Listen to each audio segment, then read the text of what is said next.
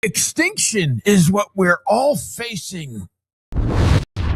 Welcome to Crazyville. You're just in time.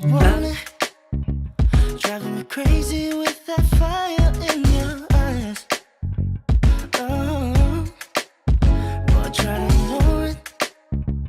Part of me wants to see you read between the lines. And all of the back and forth, the signals intertwine. Baby, won't you take your time with love me, love me. Your heart be falling right into mine. I don't want the rush to get the best of me, best of me. Yeah. Just know that's all I'm asking for. Don't you call me Casanova. You see you falling so me. I'm just trying to get to know ya. We can take the time, come and show me. Love's in the air, aroma. I don't wanna try to make you mine. Don't you call me Casanova. Just want you to love me. Want this? Isn't it crazy how the stars have fallen aligned? Oh, yeah. But can I be honest? I'm so afraid to fall too deep or flow too high. 'Cause all Howdy, howdy, howdy, howdy. Howdy, howdy, howdy, everybody. Welcome aboard. This is RJ Smith, and this is this thing of ours, the Crazy News Channel. Welcome aboard. Let me just make sure that everything is cooking right before we get started. And today I've got a good one for you. And, you know, I like doing stories, guys, when most likely this shit can really happen. You know what I mean? Hold on a second. Let me just make sure that everything is cooking right before we... All right, looks like we are cooking, baby. So today we are going to be talking about the end of mankind. That's right, the end of mankind, folks. And believe it or not, like this shit might really happen. I mean, I thought when I first saw this yesterday that maybe I was, you know, putting too much into it. Maybe it was putting too much belief or anything else into it. But you know what? This shit is really happening, folks. We are in a lot of trouble, not just with AI, not just with crime and murder and all the other stuff. We are literally pushing our own race to extinction. It's insane. And I know you don't believe that. I know a lot of you guys are like, yeah, right. Come on, RJ, give me a freaking break. But it's true. And I hope to give you enough information today on emerging viruses and established ones that are killing mankind. So let's get right to it, because while scientific evidence does not confirm an imminent extinction per se, right? The experts do warn that imminent extinction is possible. They warn, hold on one second, guys. Let me get this off of my screen. Go away. Okay, good. Perfect. All right. Where was I? Right, because scientists are not saying that, you know, we are facing imminent extinction. Experts do warn that hypothetical scenarios involving highly lethal, rapid mutating pathogens or ancient, get this, zombie viruses have been released from thawing, and that there are existential, sorry, you know I have a brain injury, existential risks. So the probability of such global outbreak is increasing, you know, probably just due to environmental changes, population density, and industrialized agriculture, which is a real danger to us. Look, the potential drivers of future viral threats are all said by, you know, scientists and public health organizations that several specific categories of risk could lead to severe global emergencies. Imagine that. We call those X events. Anybody who researches natural disasters or, aliens or anything, you know what an X event is. It's a placeholder name used by the World Health Organization for an unknown pathogen that could emerge, and it might cause a serious international epidemic. And we've been there before, right? COVID, measles, polio. And it looks like we're going into another cycle of these crazy things taking us out one by one. It emphasizes the need really for proactive vaccine, I would say, development, rather than reactive responses from people, right? For instance, Arctic zombie viruses. As the climate warms, these ancient viruses are trapped already in Siberian permafrost, and they've been there for up to 50,000 years, just waiting for our dumbasses to somehow allow them to run loose. It's coming. Because human immune systems, they've never encountered these type of microbes before. And they represent a terrifying new pandemic risk. Forget about COVID. You think that was something. Just wait for things, like Ebola to hit America, or the Nipah virus, hepatitis A, HANTA virus. All of these viruses, have you noticed, are coming on one after the other. We used to see one pandemic maybe in 30, 40 years. Now we're seeing them a lot. We had the HANTA virus out on that cruise ship, and then people got sick here. You have Ebola, which again has just started up in Africa, and we are locking down American citizens in that country so they don't bring it over here. And then you have the zoonotic spillover. And those are, things that come to humanity through animals. And most new viruses jump from animals to humans anyway. And the experts, they're currently monitoring avian influenza. You remember H5N1? We also have a canine coronavirus now, hantaviruses, and signs of increased human-to-human transmissibility. We're in trouble, guys. We are facing so many problems, and all people can think to do is protest in the streets over immigration. I mean, really, folks. Is this all climate-driven? I don't know. Migration? Environmental shifts are forcing thousands of species to relocate, and that is also human beings. And now this is creating thousands of new opportunities for viruses to cross our boundaries and eventually reach human populations globally. And the characteristics of an extinction level event for a virus to truly threaten the survival of us, it would likely need to possess a rare combination of traits.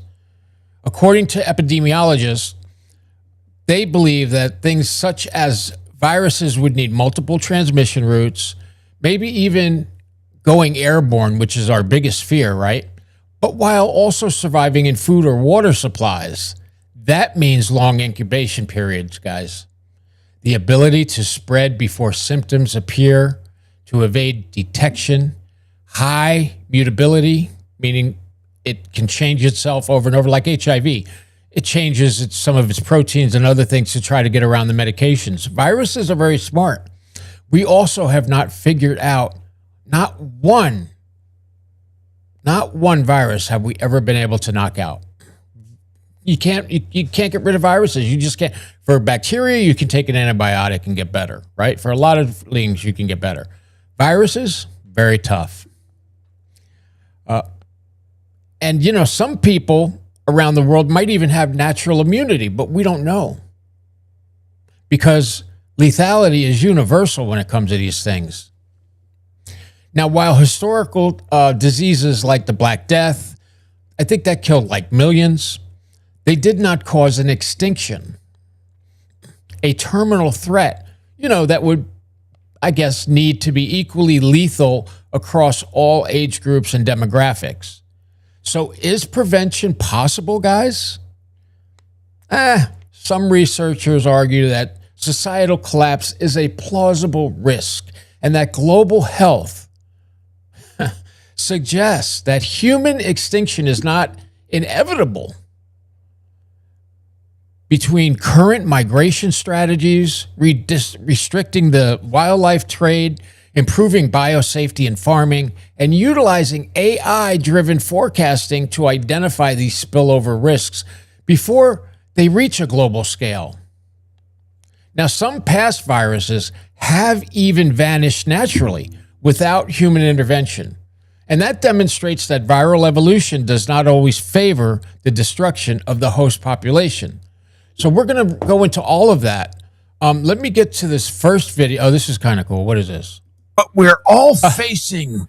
Extinction is what we're all facing. Extinction is what we're all facing. Oh my God, I love that, man. Extinction is what we're all facing. Extinction is what we're all facing. I absolutely love my new avatar there. Like half normal face, half cartoon face. Love it. That's a new logo. So let's get going. Let me come out of, can we get out of slot one? Extinction is what we're all facing. Extinction is what we're all facing. Shut up. Extinction is what we're all facing. Extinction is what we're all facing. Extinction is what we're all facing. Extinction is what we're all facing. Extinction is what we're all facing. Extinction is what we're all facing. Extinction is what we're all facing. Extinction is what we're all What the hell is Extinction is what we're all facing. Extinction is what we're all facing. Extinction is what we're all facing. Extinction is what we're all facing. Extinction is what we're all facing. Extinction is what we're all facing. Extinction is what we're all facing. Extinction is what we're all facing. Extinction is what we're all facing. Extinction is what we're all facing. Extinction is what we're all facing. Extinction is what we're Goodbye and good riddance to you, goddammit. Goodbye and good riddance to you. Holy mackerel, guys. Did you see that? That was crazy. Jesus Christ. Also, I'm not hearing myself now. What the hell is going on? Let's publish this out. Go back to the live mode. And I don't know if you guys can hear me or not. Hold on a second. God damn it. I hate this. Why me, folks? Why me? All right. Oh, that was crazy, man. Go back to the live mode. Let's see. I don't know if you guys can hear me or not. Okay, we're good. All right, so let's go on to our first one here. And this is going to be what? Oh man, I hope I didn't delete that. Let's start with the news today. I see I have only one story. Is that right, Kay? Yeah? All right. We got this one story. I'm trying to figure out why I can't freaking hear my voice. This is crazy. Hold on a minute, guys. You can hear it, but I can't hear it. Yeah, I don't know. I don't know why it's doing that, but as long as you guys can hear me, let's go forward. So the news breaking, the Ivanka Trump attempted assassination by the Iranians. Are they serious? Check this out.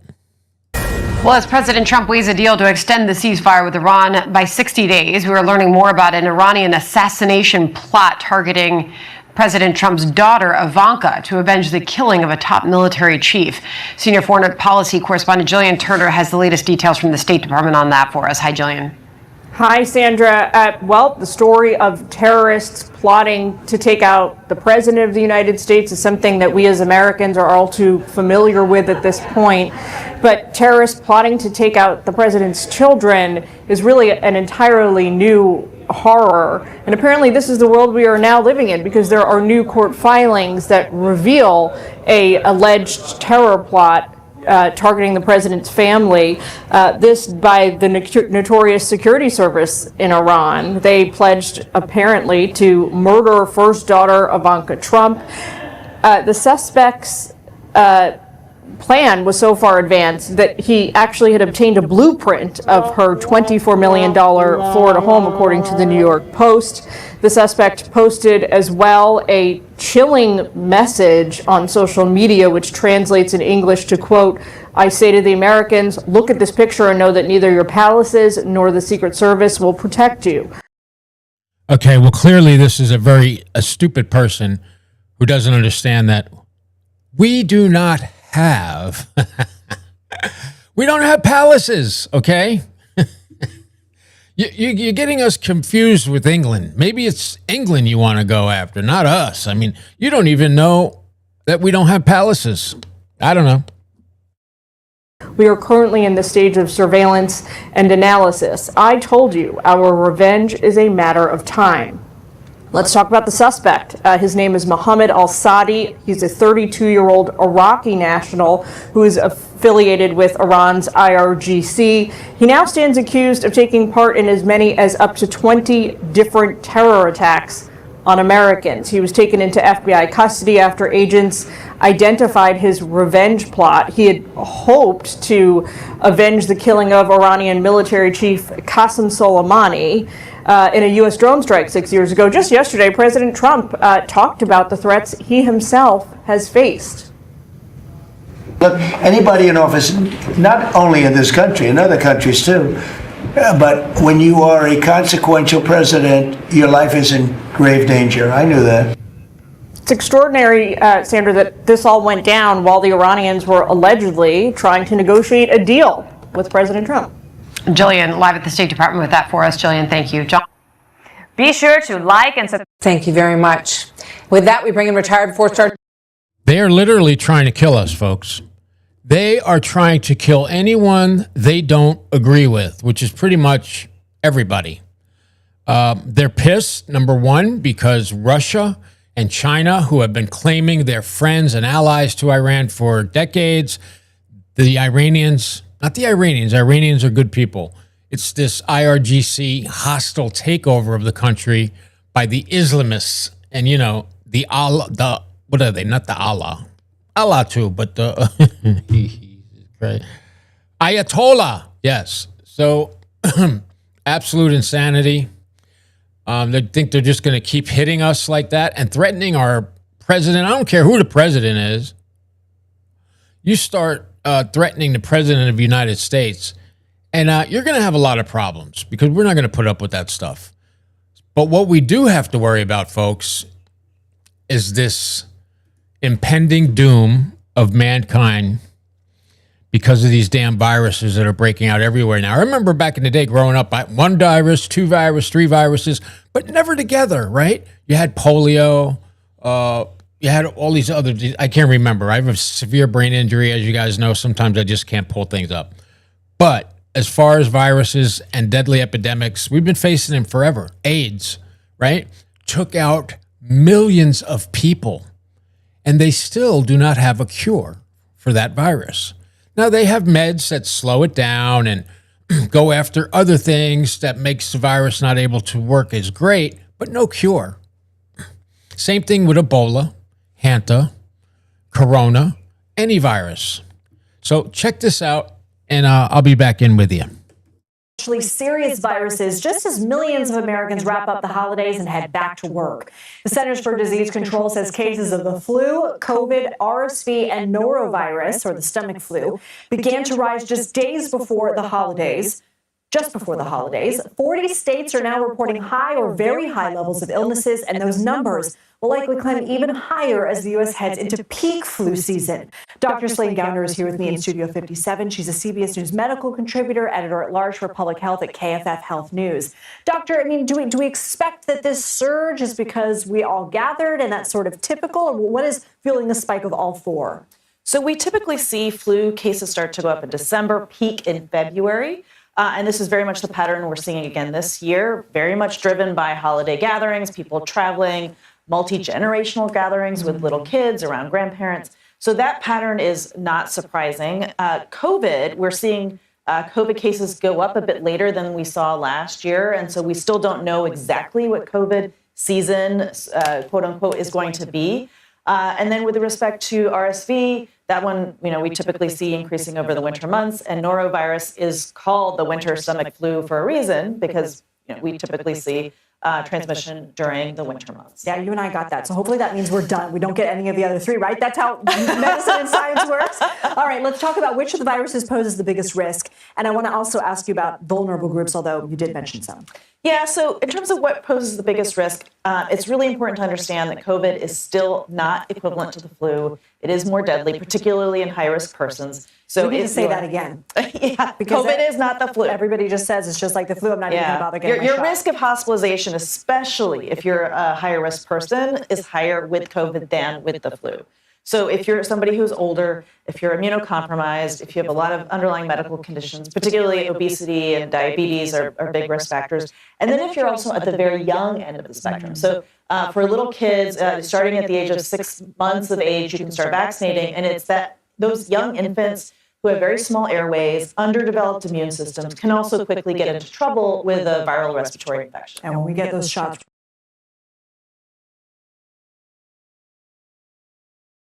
we're not just protecting ourselves, we're protecting those around us. So when is the best time to get vaccinated? Well, now, if you have not been vaccinated yet, get vaccinated now, because we're seeing the cases starting to go up now. Just in the last day, I've had a couple colleagues, friends, been diagnosed with influenza. So we're definitely seeing it here in the community. And while these, one thing I think that's really misunderstood with the vaccines is they don't prevent all infections, but they do prevent you from getting really sick, ending up in the hospital, dying. And a lot of people think, why am I even getting this if I'm going to get sick anyway? But it's that point that is so important. Do you want to get something that is going to knock you out for so many days? And also, again, we're talking about protecting the whole community. Right, exactly. And so even if you do get it, it'll be a milder case. You'll be able to get back to school or work more quickly if you've been vaccinated. So that's really the benefit of doing that. So the last time we were talking about norovirus, you were talking about washing our hands. I've taken that to heart. I've got really dry hands right now. But what else is some really good advice for people who are trying to stay healthy? Look, we can't be in a bubble anymore. We have to go to work. We have to go ride public transit. Well, if you are sick, you should ideally be staying home from school, from work. If you have to go to school or work, washing your hands, especially if you have norovirus, is really important. Wearing a mask is still an option. They do work if you wear them. And then if you're somebody who's involved in food preparation, you really need to be careful if you're sick. To be washing, ideally not doing food prep, but washing your hands if you are. Not sharing food with other people is another key one, and wiping down your kitchen counters, food prep surfaces, all the things involved in preparing the food. Okay, Dr. Slinghouder, thank you. Stay healthy. Wow, I mean, CDC is warning that a dangerous... Freaking scary, guys, right? I mean, holy crap. I mean, we could just be... one day be okay, and the next day be like, oh, that's it. Life is over. So what do we have? What's on slot 2 is we're dealing with, okay, these are the viruses we're really facing right now that are really threatening us horribly. Influenza so far this season alone. So joining me now is pediatrician Dr. Diane Hess. Doctor, thank you so much for being with us. So are we seeing people of all ages be impacted by the flu this season? Yes, 100%. There's no one spared. It could be from babies to elderly and everyone in between. Yeah, this we said this in the break, this hits very close to home for me and my family. My son had the flu. Most of his class has been out with the flu at some point during this season. I want to ask you about the vaccine and the public's response to it. Is that impacting the flu's numbers this season? Do people just not get it? Enough people not get the vaccine? Or is the vaccine this year kind of a bust? Is it that effective? Well, it's not a bust because remember, the vaccine doesn't always prevent flu, but it prevents you from getting hospitalized from the flu. Okay. So yeah, numbers are down. Only about 41% of Americans, as of December 7th, were vaccinated for the flu. So not enough people are vaccinated, but the people who are vaccinated and getting the flu are not the ones that are ending up in the hospital or dehydrated or having pneumonia on top of that. They feel really poorly. They have vomiting, diarrhea, cough, cold, headache, body aches, but they recover. Yeah, but it's shocking this year to see how long it kind of lingers, even after you haven't had a fever. It really knocks it out of a lot of people. It certainly did our family. What advice do you have for folks who are dealing with the flu right now in terms of treatment? If you catch it within 48 hours, you can take either Tamiflu or Xofluza, which it won't cure the flu, but it'll minimize the symptoms. Otherwise, it's just rest, hydration, medicines for headache, vomiting. If you're having vomiting, there's anti-nausea and anti-vomiting medications, but it's really just supportive care and staying home to not get everybody else sick. When do you expect the numbers to start to go down? Does it happen in the spring when more people are outside? When are these numbers going to go down, do you think? It's definitely seasonal. Hopefully, the end of February, March, we're going to start to see the numbers go down. All these viruses are seasonal. This is just a bad flu season. Yeah, that time cannot come soon enough. I want to ask you about the norovirus, and we're seeing numbers of that increasing across the country. What is the norovirus, and how does it compare to the flu? So norovirus is a gastrointestinal virus. It is totally spread differently than the flu. The flu is a respiratory virus. Norovirus is spread from fecal-oral contact. So, you go to the bathroom, you don't wash your hands well, you touch a doorknob, you touch your face, you touch your glasses, you touch a table, and you spread it to other people. So it is not a respiratory virus, but it's very, very contagious. And that's what you usually see on cruises. Mm-hmm. Good reminder, wash your hands. When in doubt, wash your hands. Dr. Diane Hess, thank you so much for being with us. Hidden in the shadow. And we've been hearing this for how long about washing our hands? I mean, this isn't something new. We've been, since we were little, right? Our parents, hey, wash your hands. What the hell are you doing there? So it's still, wash your hands is the best is the best way to protect yourself. How crazy is that? Simple. It doesn't cost a goddamn thing, right? Oh, God. I don't know. We're having some issues today with the sound. I don't know what to tell you. Let's see. So have you ever heard of kissing bug? You can't make this stuff up, folks. There are so many things out there that we have no clue. This is very important. I want you to, let's go ahead and play that. I think we'll wrapped be okay. in a sack. This is going to be all about viruses. Just a few minutes, and it'll help you understand a lot of things. And they invade our body. They go into our cells, and they latch on to the machinery of our cells, usually the DNA, and they start to use our own body's energy to replicate. So you really can't kill a virus because it doesn't really have a life force. But you can definitely acquire a virus, get sick, and then once your body deals with that virus, it doesn't necessarily kill it again because it's not alive. It goes in remission. It goes in a dormant stage. And that's called a latent virus. And that's what I want to talk about. So many of you watching probably had a virus infection in the past. That virus is still in your body. It might come out as herpes, like in a canker sore in your mouth or a cold sore in your mouth. Type 1 herpes is in the mouth or the tongue. Type 2 is in the genitals. And it really tends to hang out in the nerves. So here you have this infection. Your immune system deals with it. It goes into remission. And it just sits there and it waits. And it waits. And it waits until you're run down, you're stressed out, and you're tired, and you're sick, and you're nutritionally deficient. And then it comes out and gets reactivated. You have Epstein-Barr virus. A lot of people had that as a teenager. That can be reactivated later in life from stress. And you may not necessarily even pull on the full infection. It could just make you chronically fatigued because you're going through a stress event, whatnot. Chemotherapy can activate Epstein-Barr viruses. Radiation can activate Epstein-Barr virus. Then you have human papillomavirus. 90% of the population has this virus in their body, and that can be reactivated through stress. And when I talk about stress, it could be mental stress, it could be a loss, it could be physical stress. Then you have another virus called the cytomegalovirus, which can be reactivated if it's in a dormant stage from inflammation. This is why if you have colitis or inflammation of your colon, that can reactivate this virus. Now, the problem with this virus, it can lead to cervical cancer. Chickenpox virus can be reactivated as herpes zoster or shingles. So you can see a lot of viruses just sitting there as a potential problem. But you're going to be fine as long as you don't ever experience stress anymore or nutritional deficiencies. And then you're going to be good to go. I just want to talk about 3 really important nutrients that help suppress viruses. These are the 3 nutrients that are probably the most antiviral of any of the nutrients out there. And vitamin D is at the top of the list. Now, the microbes in TB, which is a bacteria, and this is a virus, Epstein-Barr virus, and the HIV virus, what they do, they have a strategy, they decrease the receptor for your vitamin D, called the vitamin D receptor. In other words, if this is the receptor right here for vitamin D, they will somehow block this so you don't get vitamin D. So you're going to be vitamin D deficient, and then these things will survive. This is kind of a survival mechanism by these pathogens right here. So if you have these infections, okay, it's very important to have enough vitamin D.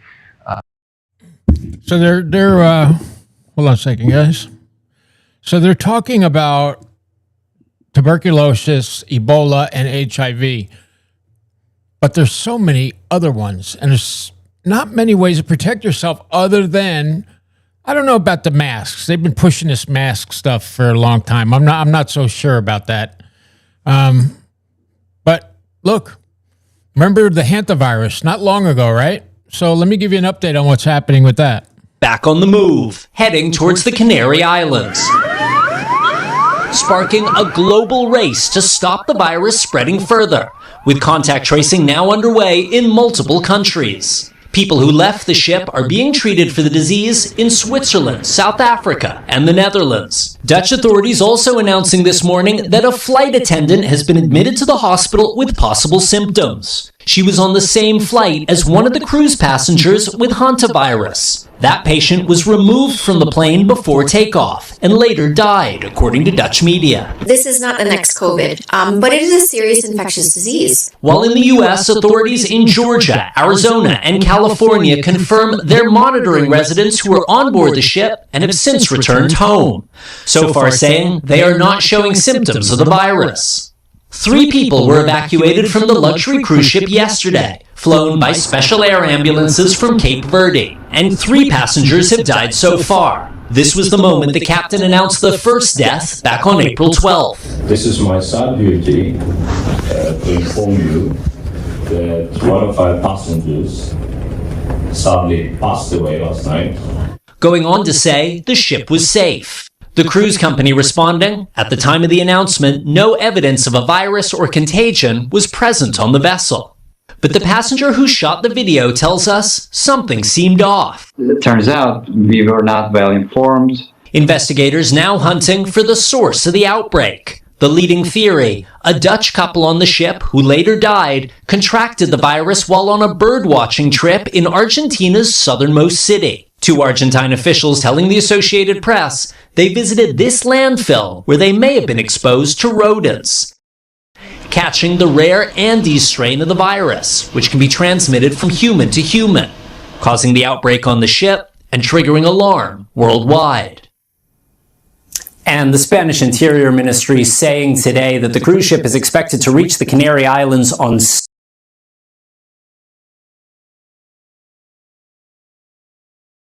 1 second there.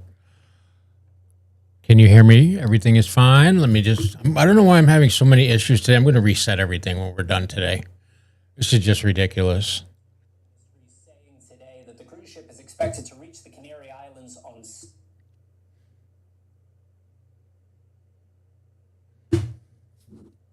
1 second there. Can you hear me? Everything is fine. Let me just, I don't know why I'm having so many issues today. I'm going to reset everything. I don't know. Maybe I should have taken some Vicodin today. I don't know. It just seemed like everything is a little bit off today. A little bit off. So that's that, the HANTA virus. And of course, you'll remember, folks, that Gene Hackman's wife died of HANTA virus. And she never knew she had it. And that's the thing about HANTA. It mimics so many other things you could have. A flu virus, a stomach virus, this. You don't know how serious it is until just one day you're unalive. Already seen a handful more. There's not been a lot of talk about this in public and about how vaccination is extremely important. It began with a case in December. Since then, he's seen 3 more patients in Winnipeg sick with Hep A virus. He says all identified as Indigenous with no clear connections to or recent travel to communities experiencing outbreaks, including the 4 Island Lake First Nations and Peguis. So I worry that we're having spread of it within many different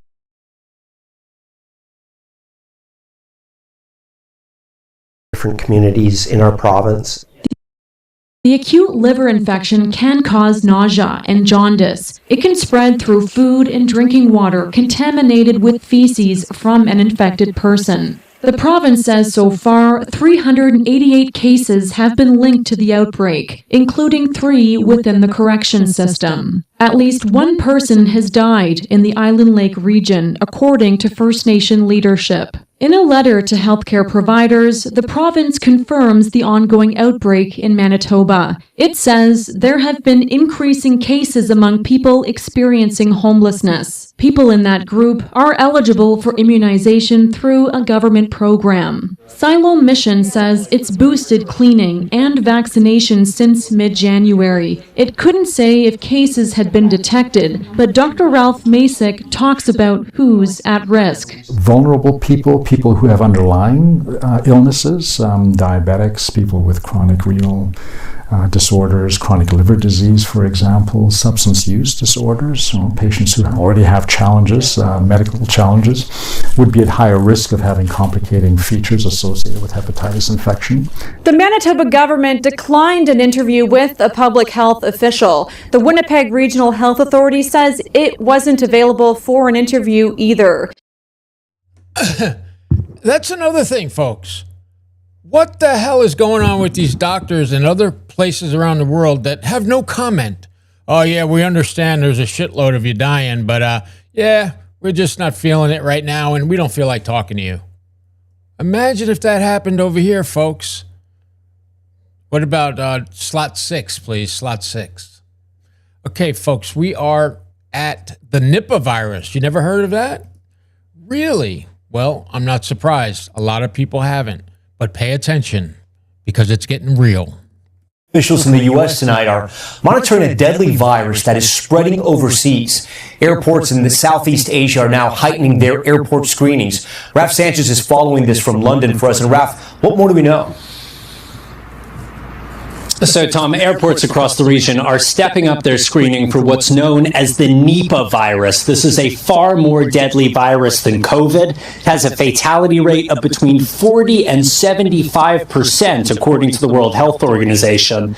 Now, it's usually carried by fruit bats, and human-to-human transmission seems to be rare, but there is no vaccine at this point, which is why these 2 cases in India are being taken so seriously. The Indian Ministry of Health says it's been doing contact tracing, and it believes the virus is contained, and the CDC says it is monitoring the situation, and it stands ready to assist if needed. Tom? We thank you for watching, and remember... So look, let me get this down for you.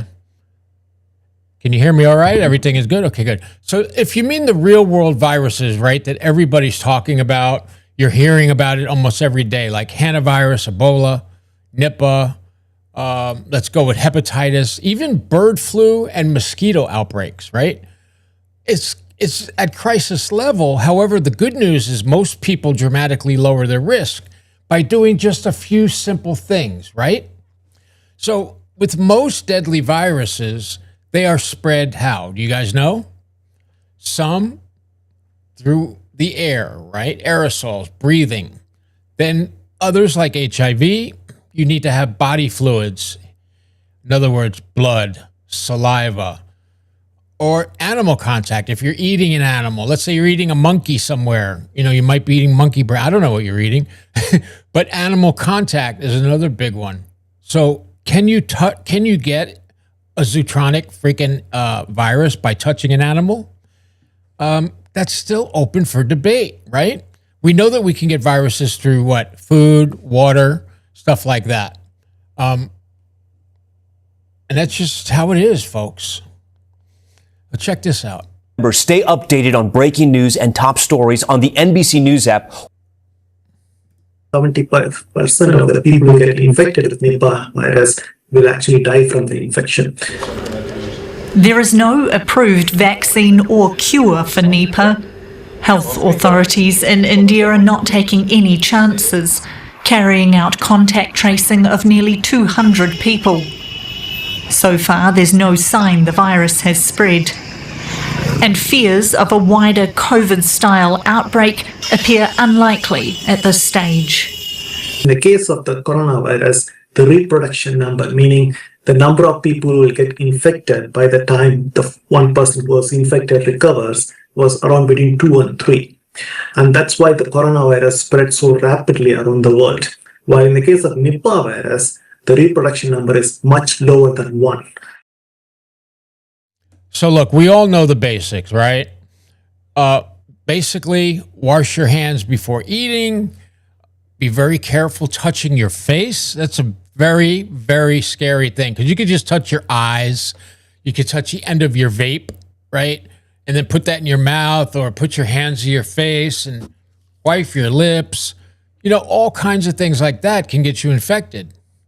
Also, touching your phone that has been laid down somewhere while you're eating. So you have to be extremely, extremely cognizant of what's happening.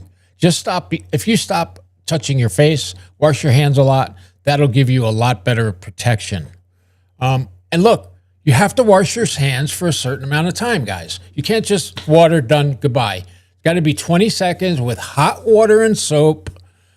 Get between your fingers, under your nails, your thumbs. Make sure all of that is clean before you touch anything. Don't pick up a sandwich and try to eat it. Make sure your hands are clean. Very important. And watch out for rodents. Now, when you're in a restaurant, you might not see a rodent.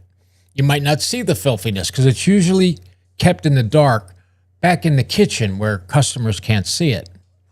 And remember, mice and rats, they carry the hantavirus.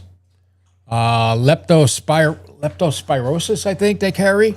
Also salmonella. And look, rats are responsible for spreading plagues.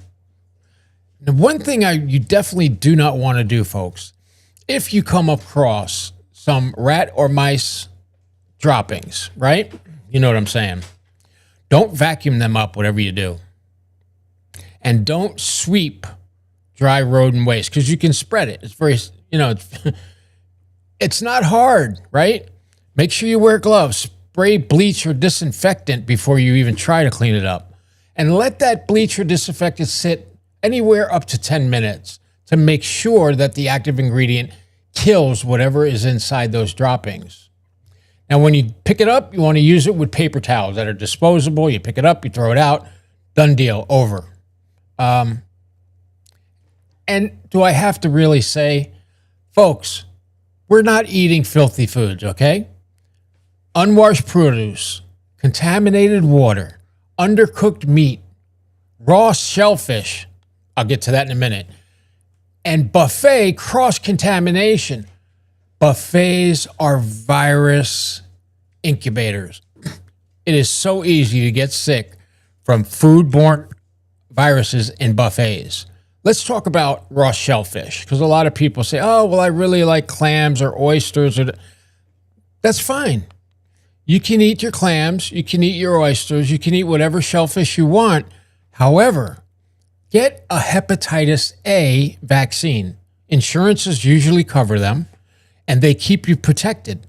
Once you do the 2 shots, it's every 3 months, 2 shots. First shot you get is not giving you immunity, so don't go out and eat these shellfish yet. But the second shot after 3 months, then within 60 days, you have total immunity from Hep A. You can eat all the raw shellfish you want now because you're not going to get sick. So simple things like that. A hepatitis A vaccine can save your life from just a shellfish. And you can eat as much as you want. This is especially true, guys, with hepatitis A. That also spreads through fecal contamination. So what does that mean? How do you get fecal contamination? I know it's gross, but it's true. You have to wash the produce.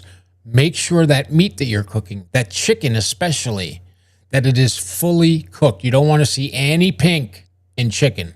Same thing for pork. You don't want to see pink in pork. Beef is okay. You can have medium rare. But even nowadays, they're saying that could even be a risk. Don't eat any sushi that comes from a gas station. Nowadays, you go around, you see everybody has $5 sushi. Your supermarket has it. Restaurants have it. Gas stations actually have it. Stay away from anything that is, in a gas station, or especially look, I go to buffets all the time, but there's certain things I'm not going to eat at a buffet, right? Because you also have mosquitoes that are basically just very small flying needles, right? Mosquitoes spread what? You guys know? 5 viruses. One is dengue, right? You have malaria, which everybody knows about. West Nile virus from Africa. The Zika virus from Africa. And chikungunya. Yeah, that's a thing. I don't know what the hell it is. But definitely when you're outside, use DEET. Spray that mosquito stuff on you. They also have little stickers that go behind your ear. You could just put one of those on an hour before you go outside, and the bugs won't bite you. Excuse me, the bugs won't bite. If you have standing water outside your house, I'm not talking about a pool, because a pool is chlorinated. You don't have to worry about it. But standing water in buckets, if you live on a lake or a river, you definitely want to get some bug zappers and put just one of them. I think they're like $200 something. You take one and you put it between the water source and where you are. And usually all them bugs and mosquitoes will go to that blue light and get zapped. What about air filtration? Open windows. Make sure you're using HEPA filters for your house. They got to be HEPA for them to be safe. And you want to avoid tightly packed indoor crowds, especially during times of outbreak. Now, masks might actually help you when worn correctly, but you got to make sure you have the N95 masks, because those are the ones that can filter out airborne illness. Another thing, sleep, stress. We got to make sure our immune systems are very strong. And people usually hate when I tell them this. And that's because it's boring compared to miracle immunity hacks, which really don't exist, folks. I mean, come on. You can put yourself at more risk for viruses by having poor sleep patterns, chronic stress, overuse of alcohol abuse, and bad nutrition. All of that factors in also for your immunity, because your immune system can be weakened. So you want good sleep cycles, plenty of hydration, plenty of protein, fruits, vegetables, exercise, anything like that. Because there is no magic bullet.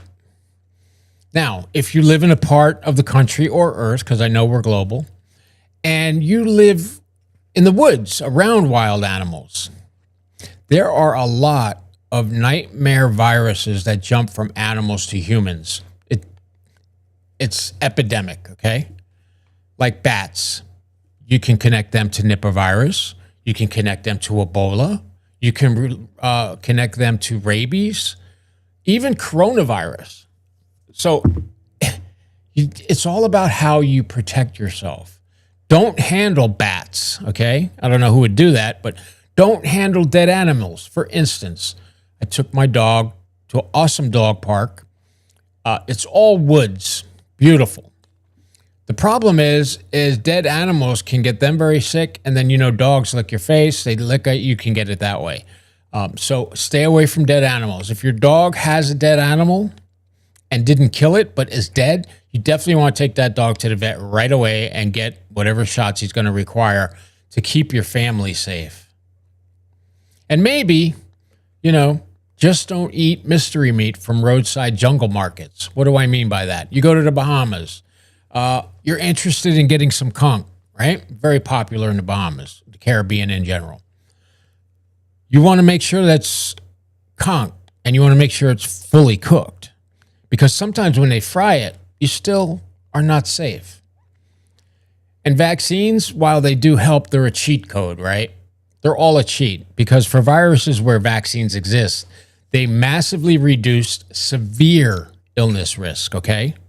Some things like, I don't know, flu, measles, hepatitis A and B, not just A, and you have COVID, herpes virus, and yellow fever. Not every vaccine prevents an infection, but many can drastically reduce hospitalization. Check this out, this Africa piece. But health authorities warn the virus could become much more transmissible and remain on high alert. All right, I'm joined now by Dr. Kaya Abbas. He's Associate Professor of Infectious Disease Epidemiology and Dynamics at the London School of Hygiene and Tropical Medicine and Nagasaki University. He joins us tonight from Nagasaki in Japan. It's good to have you with us. This virus was first identified more than 25 years ago, and now the alarm is being raised. Why? Why has it taken so long? I mean, since the discovery of this Nipah virus vaccine in 1999 and until now, there has been actually less than 750 cases globally. And when we say globally, it has been limited to primarily to two main countries, which is India and Bangladesh. While in 1999, there were a few outbreaks that took place in Singapore and Malaysia. But since 2001, in the last 25 years, mostly it has happened in India and Bangladesh. Very few cases. And the transmission of the infection and the virus is very limited. You actually need very sustained long periods of close contact in order to actually get infected. But what makes it dangerous is the high case fatality rate. Like 40 to 75% of the people who get infected with Nipah virus will actually die from the infection. Wow. That's a very high death rate, folks. I mean, HANTA virus, Ebola, they're 50% death rates, so way up there. I don't think you're going to really have to worry much about this one unless you are actually in Africa. Nipah is not seen here in America. Now, I wanted to get to this Chris Como story. I think we'll end with this because this is basically telling you how Ebola can actually get here to the United States and kill all of us. And I'm not joking about that. I'm a little choked on time, but I asked Dr. Patrick Soon-Shiong to come on because he told me he's helping the government with what's happening with the Ebola virus. And I wanted to just ask him a couple of quick questions about what's happening with that and what's happening with his drug, Anktiva, and the FDA, and whether or not there's any chance that more people can get more access to it soon. Dr. Pat, good to see you. First, Ebola. Good to see you, Chris. Do we have to worry here? Well, I think something we don't know enough about at this point, but I must tell you what I've been doing. So I've been asked by the Africa CDC and Dr. Jean Kaseya to get involved, and we're doing sort of daily calls, and we had a very deep call this morning. And one of the concerns I have is there's a doctor in Washington State University, his name is Dr. Nzhenga, and what he has shown is that once the patients get Ebola infection, the latency and persistence can continue for hundreds of days. Now, that is a real concern, both in the breast milk and the semen. And so the question is with the breast milk, guys. So imagine these African women are pregnant, they're getting ready to have a baby, they have the baby, and then they breastfeed the baby. Those babies can get infected and be unalived. It's very sad. 21-day incubation period. How do we get concerned about that? There's a lot of unknowns.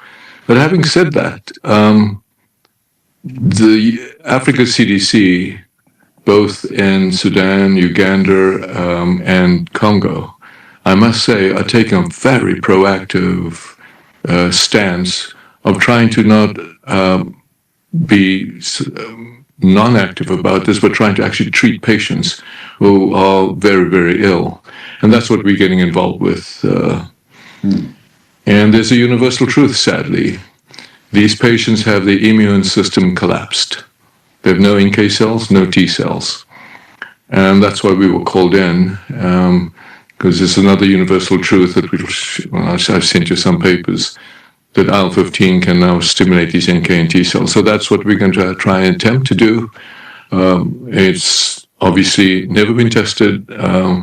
We do understand that this is something that we need to just try and help where we can. So I just want to keep people aware of you. I said to Pat the other day, I don't know how you do it.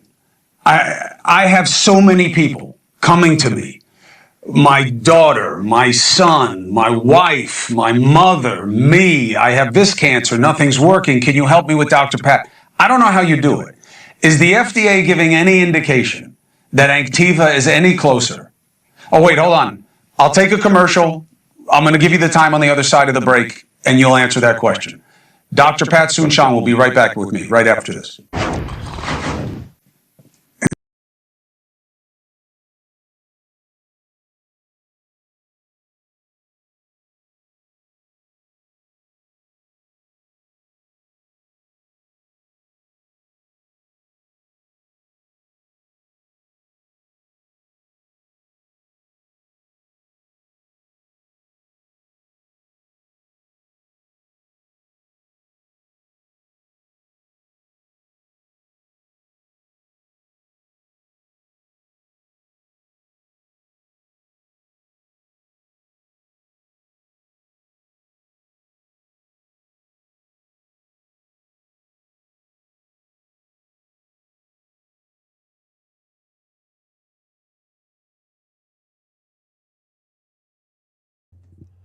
Sorry about that, guys. I actually went silent there for some reason. Anyway, we're talking about 45,000 people who are killed per year from COVID, but it's a lot worse than that. You have COVID-19, you have seasonal influenza. That kills about 700,000 people a year. I have sound. You got to wait a minute for it to catch up to the YouTube. That's my dad. He always lets me know when something's going on, but I have full sound here. Sometimes the, hold on a second. Sometimes the delay, people think there's no sound, but there's sound. Let me see. I'm getting it anyway. Dad, he always lets me know when something's going on. Yeah, there's sound. Dad always tells me, you know, he'll hear a dead space and it'll be like, oh, no sound, but sometimes it's just YouTube catching up. So where the fuck was I now? Yeah, that sucks. I don't have it anymore now. Anyway, guys, be very careful, okay? You can end up unalived very easily. Let's finish up with this video and I'll let you get out of here. Dr. Pat, my boss is watching and he said, hey, let Dr. Pat answer this question. He matters. So what should people know about the fight to get Anktiva for more people who are dealing with severe cancers?